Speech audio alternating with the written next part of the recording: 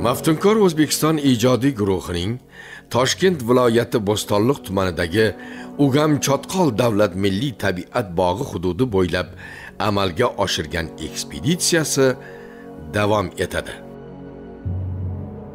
Ekspeditsiyamiz a'zolari bilan ko'zlagan manzilimiz Ko'ksuv daryosining yuqori qismida hosil bo'lgan ko'llar tomon ketyapmiz.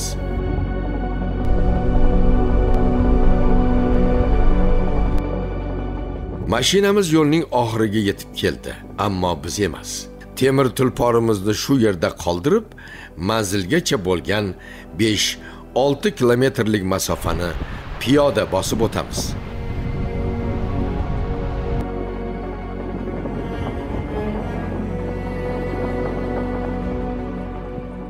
Vaqt ham tushlikka yaqinlashib qoldi.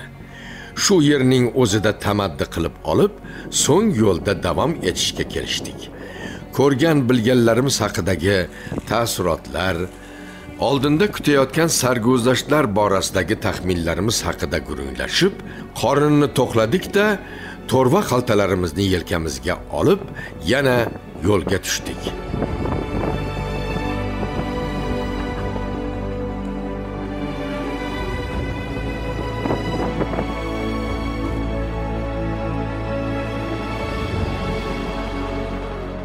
Tog'li yo'llarda yurishning o'ziga yarasha mashaqqati bor. Ba'zi joylari ancha tik va odamni vahimaga soladi. Biroq sarguzasht ishqibozi bo'lganlarga bu qiyinchiliklar cho't emas.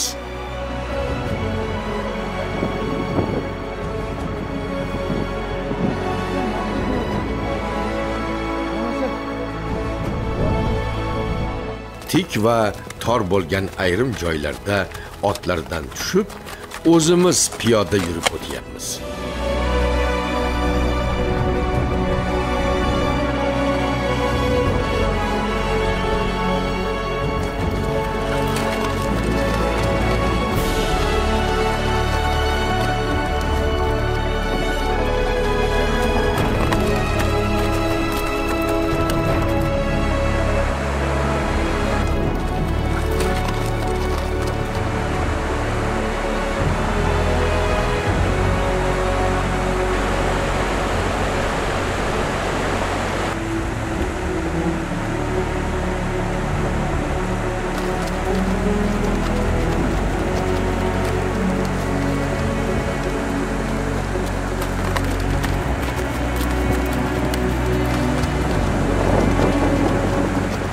Oldimizdan juda ham bir xavfli ko'prik chiqdi. Ba'zi bir hamrohlarimiz ot bilan kechib o'tdi, biz esa mana bu qo'rqinchli ko'prikdan o'tamiz.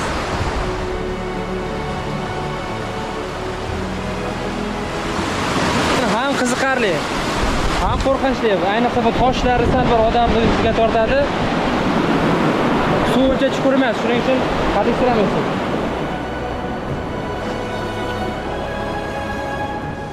Sayyohlar eng ko'p shunisiga qiziqsa kerak, ha? Ha, asosan.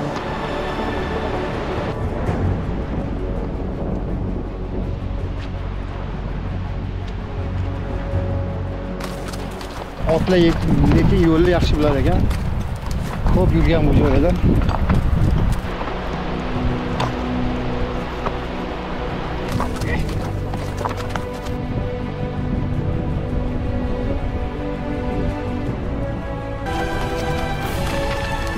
Endi toshli joylardan yuramiz. Otga ham juda qiyin bo'lyapti.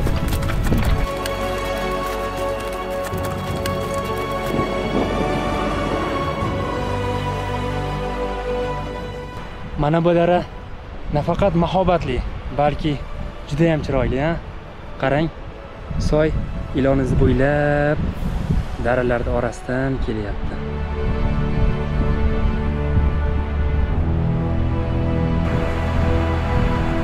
Bu oq bo'sinosh o'simligi, yana dorivor o'simlik. Buni asosan bizda mahalliy xalq buni davlinalar bosim baland bo'lgan paytda damlab ichiladi. Yonida olib yursa ham davlinan bir normada ushlab turadigan o'simlik. Shunchaki iste'mol qilmasa ham yonida olib yursa bo'ldi. Ha, olib yurgan taqdirda ham davlinan chiqarishga yo'q qo'yadi. Oltin tomir, ha? Oltin tomir bu o'zi ikki xil bo'ladi. Bu suvdagisi, Qurug'dagisi bo'ladi. Ha. Suvdagisi bo'ladi. Qurug'dagisini farqi shundaki, suvda bo'lgan baland usiladi, qurug'dagisi past usilib, bu asosan insonni yoshlashtirish Xususiyatiga ega. Daryolarda, bo'ylarda o'sayotgani ham shunaqa foydali bo'ladimi yoki faqatgina quruqlikda o'sganimi? Bunda ham dorivor xususiyati baland, lekin bundan ham u qurug'dagisi bor. Juda ham kuchli, ha?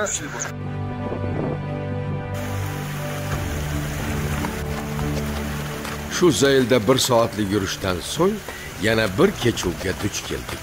Ammo bu galgisi avvalgisiga nisbatan ancha sayoz va xavfsiz ekan.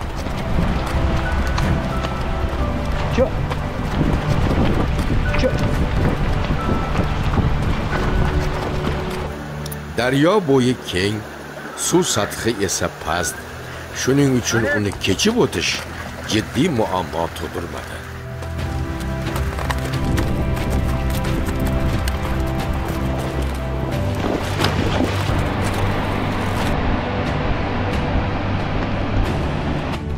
Bu tomonlarga keladigan sayohat ishqibozlari uchun bir nechta yo'nalishlar mavjud.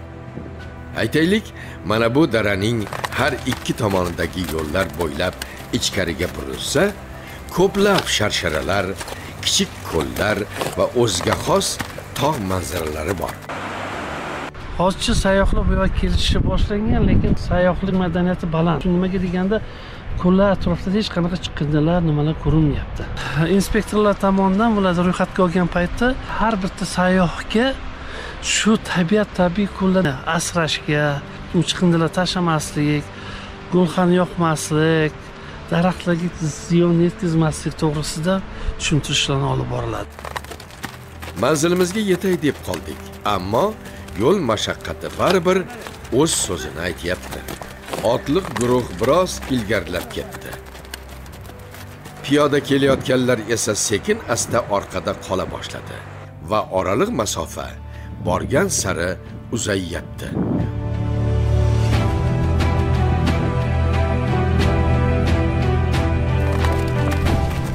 Mana uzoqdan birinchi ko'lga tashlanyapti. Xuddi rangini ko'rsangiz, kichkina ko'lcha ekan, lekin nefritga o'xshaydi. Mana bu tagidan o pastdan suv ketyapti, lekin suv ketib kelmay o'xshamaydi. Qarang, ko'lning chiroyliligini qarang. Ko'lni tepasidan hozir boryapmiz, narigi qirg'og'iga boramiz. Ko'lga yaqinlashgan sari o'zini bir ajoyib shamoli bor. Oh. Shamolni qarang buni.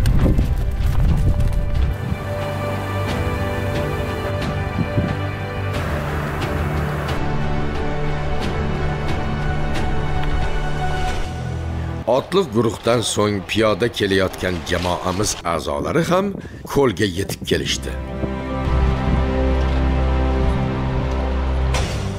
Ko'l suvi yorqin ko'k tusda. Bunga sabab uning tarkibidagi mineral moddalar, tosh jinslaridan cho'kma tarzda ajralib chiqqan kalsiy va magniy tuzlari nurni sindirib, suvga mana shunday noyob rang bag'ishlashida. Hozir biz turgan joyimiz Termatash ko'li, ya'ni bu Termatash ko'li Aygeng hududining Ko'ksu daryosida joylashgan. Asosan buni xususiyati shundaki, bu Ko'ksuni suvi, ko'lini rangi hech qachon o'zgarmaydi, bir xil holatda turadi. Yomg'ir yoqqan paytda ham, qorda ham, qishda farqi yo'q, hamma vaqt kelsangiz bir xil toza rangda ko'k ko'rinib turadi. Qishda lekin hech muzlamaydi bu daryo. Asosan bu yoqda Termatash ko'li bilan yana Qaraqamish ko'li bor. Daryo borib Aygeng daryosiga qo'shilib, pastga borib Aygengdan keyin Pskon daryosiga qo'shilib ketadi. Shu tog' orqasi Qirg'izistonga kiradi, bu yog'i o'zimiz O'zbekiston. Oldin bu yoqlarda asosan qirg'izlar yaylovlardan foydalangan, shuning uchun ko'p nomlar hammasi qirg'izcha atalgan. Ko'l qirg'og'ini mayda shag'al va tosh qatlamlari qoplagan. Ular ko'lning tabiiy chegarasini hosil qilib, suvni saqlab turadi. U ana bu cho'qqillardagi qor va muzliklardan erib, oqib kelayotgan suv ko'l suvini doimo yangilab, muzdek va tiniq turishini ta'minlaydi. O'z navbatida bu ko'llar pastdagi daryo va soylarni to'yintiradi. Shundoq tepalikni oshib o'tib, ikkinchi ko'lning qirg'og'iga keldik. O'zi kichkinagina, lekin suv shunchalik shaffofki, ostida nima bor bo'lsa hammasi ko'rinadi. O'ziga jalb etib turadi.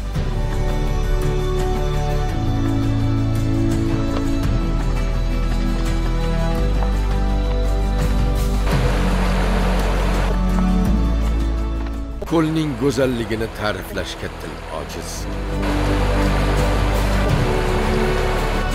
Bu ko'l bir joyda to'planib turgani bilan nihoyatda shaffofligiga sabab, mana ko'rib turibsiz, atrofi hamma joy toshlardan iborat va doimo shu toshlardan iboratligi uchun ham filtrlanib turadi.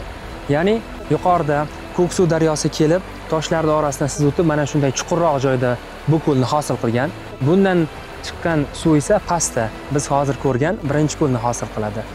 Agar sayyohlar bu yerda shovqin solmay, atrofni tinchgina kuzatsa, tog' bag'ridagi jonivorlar bilan yuzma-yuz kelishi ham mumkin. Chunki bu yerni makon tutgan Sibir tog' echkilari ertalab kechqurun suv ichish uchun ko'l yoniga yoki Ko'ksuv daryosi qirg'og'iga tushadi.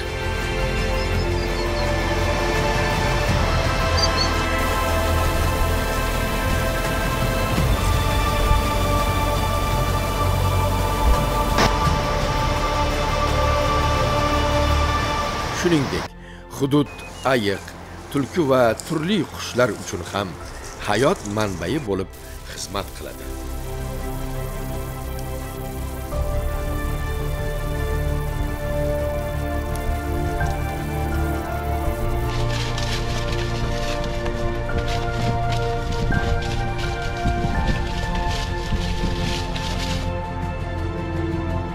Ko'lda mana shu qismida suvlar nihoyatda ko'p ekan.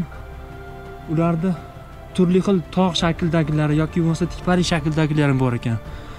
Ba'zi birlar ranglari juda ham yorqin, ba'zi bir ranglari esa sal boshqacharoq, lekin hammasini ko'rish, uni oldiga kelish odamga bir o'zgacha hissiyot beradi. Suvga boshda tushganimda ancha o'zi qaltiratdi, lekin mana 2-3 daqiqa bo'ldi, moslashdim, o'zini sovuqligingiz bilinmay qoldi. Lekin haqiqatda mana shu manzillarga kelishingizga va bu yerlarni ko'rishingizga bu joylarning chiroyi, maftunkorligi arziydi.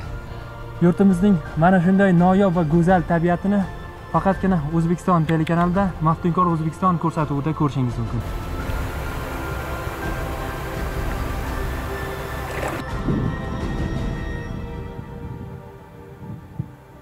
Juda ham ajoyib, ayniqsa mana hozir otda shu sayr qilib shu narsa esimga tushdiki, bu yerlarda juda ham turizm bob joylar ekan. Mana bu yoqdagi tog'lar, ikki tomoni ham ko'l, yo'lma-yo'l hozir ko'l. Mana bitta ko'ldan o'tdik, bu ikkinchi ko'l. Hali yana oldimizda ko'l bor. Bu hali ham 1,5 oycha, 1 oycha kech kelganimizda shuncha. Bu tomoni Qirg'iziston bo'lgan, bir tomoni O'zbekiston bo'lgan. Mana shu tog'likda tabiati juda ham go'zal ekan. Mana shu manzillarga har bitta insonni kelishini xohlaymiz. Sababi mana yerdagi olayotgan emotsiya, mana yerdagi tabiatdan ko'rib bir bahra olib, hali albatta bu hammaga ulashgingiz keladi-da. Cho'til pora. Ey Jasur aka, sal ertaroq kelib cho'milishni boshlab olibsiz-da. Bo'ldi, hozir. Cho'til poram. To'xtab turing endi.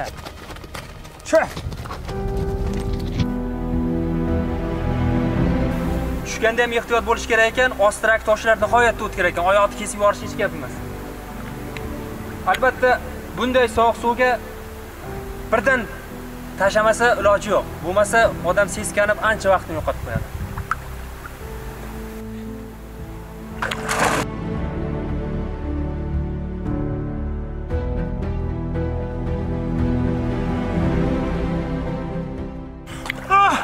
Ko'lga kelgandan keyin suvga tashlashga shoshmasliklari kerak ekan, chunki albatta yo'lda terlab kelishadi va mana shunday holatda suvga tashlasa, u o'zlaridan oyoqlari tomir tortishib, sal qiyin bo'lib qolar ekan.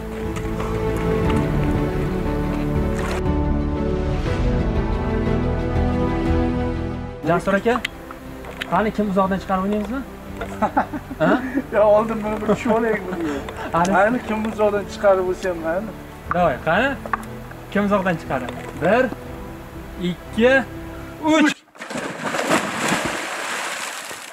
Voy voy.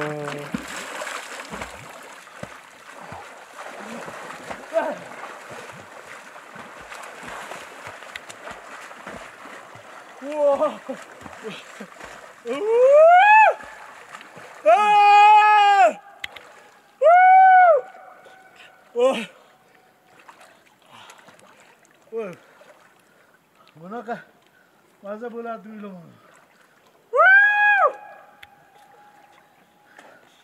Endi tushunyapman nima baqirish yaxshiligini.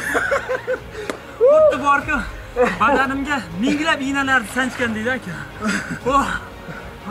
Baqirish kerak.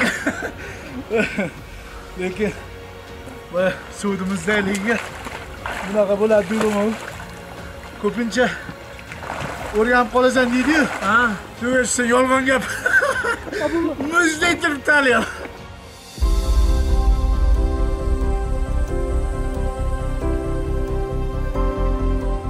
Har qanday sayyoh kelsa ham hayratlanmasdan iloji yo'q. Oldin shu nefrit ko'lda ko'p bo'lganmiz. Xuddi nefrit ko'lga ham o'xshab ketadi. Tovlanib turibdi, suvni tiniqligiga qarang. Suvni tagidagi har xil ko'rinayotgan tasvirlar xuddi bir rassom qo'li bilan chizib qo'yganday deysiz. Albatta mana 5 kilometr masofani yayov bosib keldik. Mashinamiz yo'lda qoldi. Lekin afsus qilganimiz yo'q, charchadik, to'g'ri. Lekin bu joyga kelgandan keyin bu go'zallik, bu tasvirlar har qanday charchog'i chiqazib yubordi. Adamlarning haqiqiy.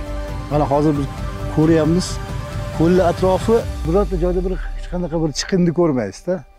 Albatta bu yerga hali inson omili yaqinlashmagandan darak beradi. Lekin har qanday sayyoh ham shu yerga kelganda shu sayyohlik madaniyatiga rioya qilib, mana shunday tabiatni tozaligicha qoldirishga erishsak, ancha yaxshi bo'ladi. Bizni kuzatib olsangiz, biz yana hali bundan ham bir go'zal manzaralarni sizlarga ko'rsatishga harakat qilamiz.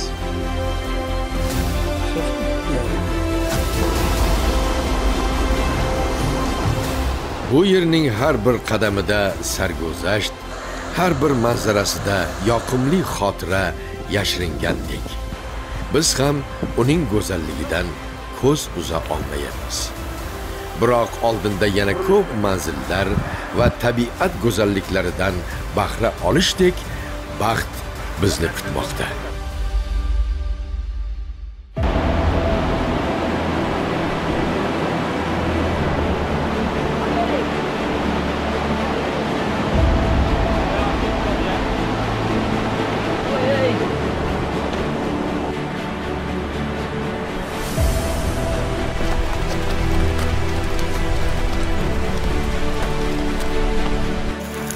Tabiat mo'jizalarini qarang-da.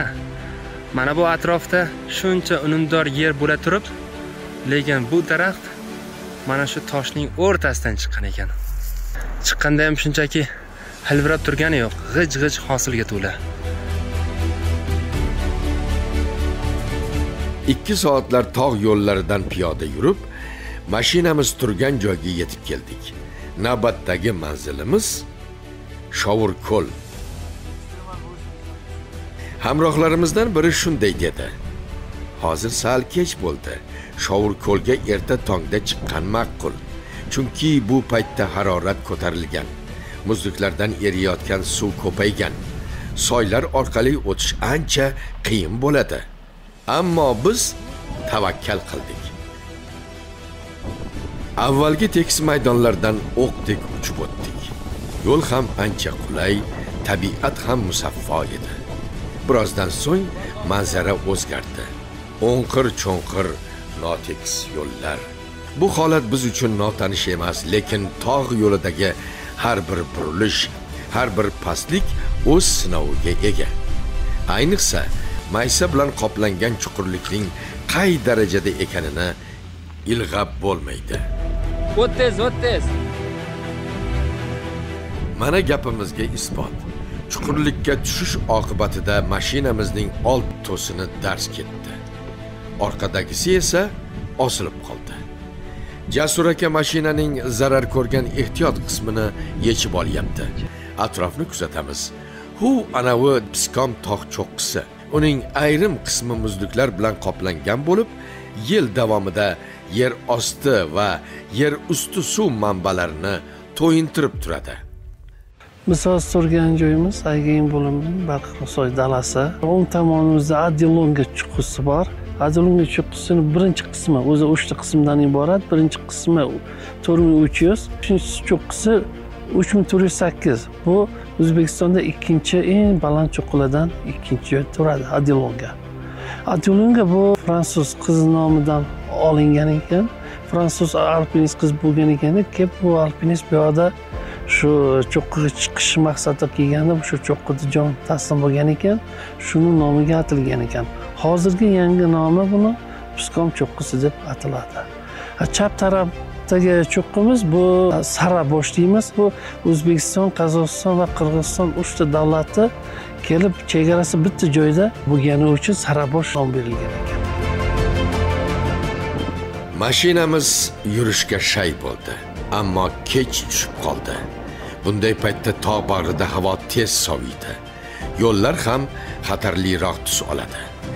Shuning uchun ham maslahat qilib, buguncha ortga Aygayin metastansiyasiga qaytib borib, bir kecha o'sha yerda dam olishga qaror qildik. Tong otdi. Tog' bag'ridagi havo musaffo. Yo'lga chiqishdan oldin yengilgina nonushtaga o'tirdik. Issiq choy, ozgina non va tabiatning musaffo nafasi. Bu yerdagi har bir lahza shunday sof va samimiy tuyuladi.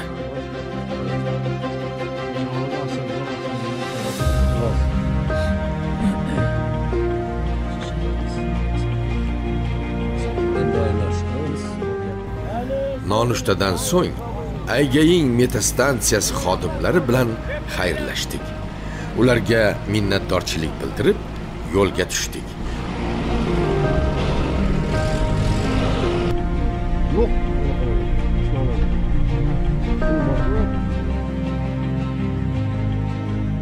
Toshkent viloyatidagi ushbu manzillar eng sayohatbop joylar, go'zal maskanlar bilan birgalikda mana shunday xavfli jarayonlarga ham boy. Bu ham sayyohlarga qandaydir bir o'zgacha zavq beradi, qarang.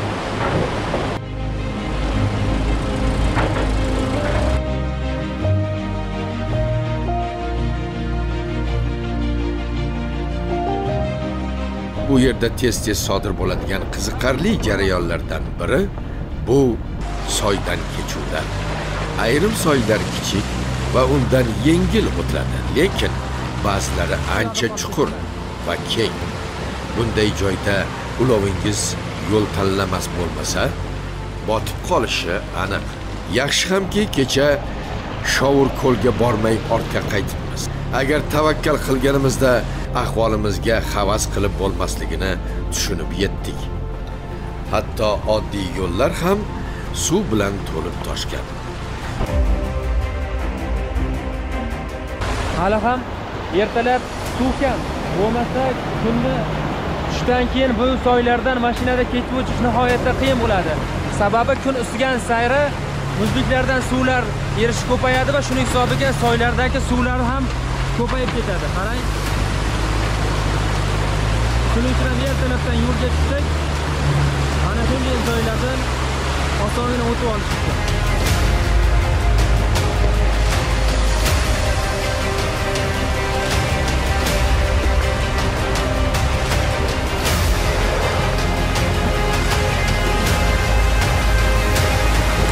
Jasur aka, to'xtang! Jasur aka! Ana tushib qoldi. Orqada.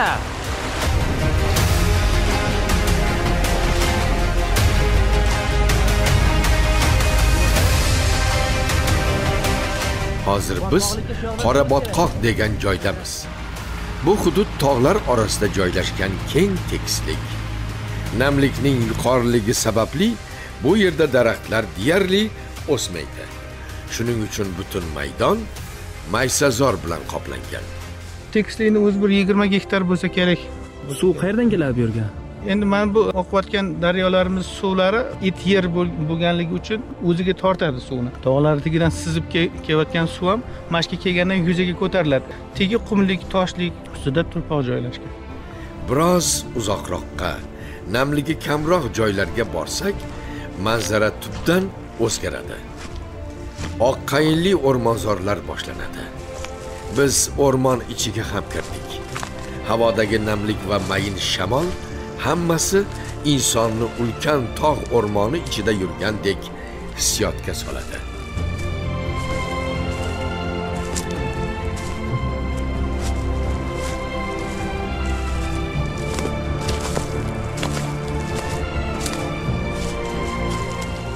Changalzorda qalinligini qarang. Bu yer xuddi Amazonka o'rmonzorlarini eslatib yuboradi.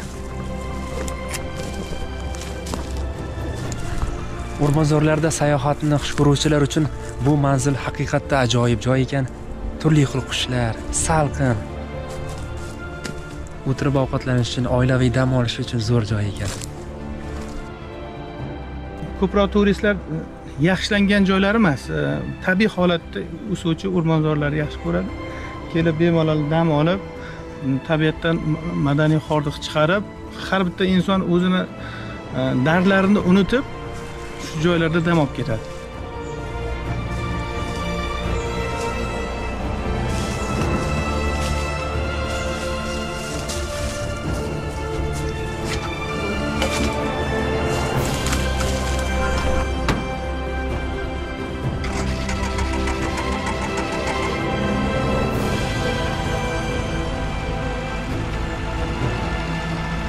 Bu yerda 3 ta jihat mujassamlashgan ekan. Ya'ni ajoyib keng maysazor, undan so'ng esa chakalakzor, o'rmonzor, orasida muzliklardan erib kelayotgan zilol suvlar, undan ham so'ng esa mana bunday mahobatli tog'.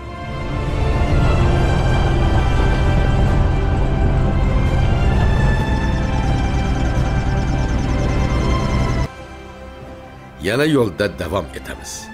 Oldinda bizni kutayotgan sirli va sehrli manzillar haqida esa keyingi dasturimizda batafsil hikoya qilamiz.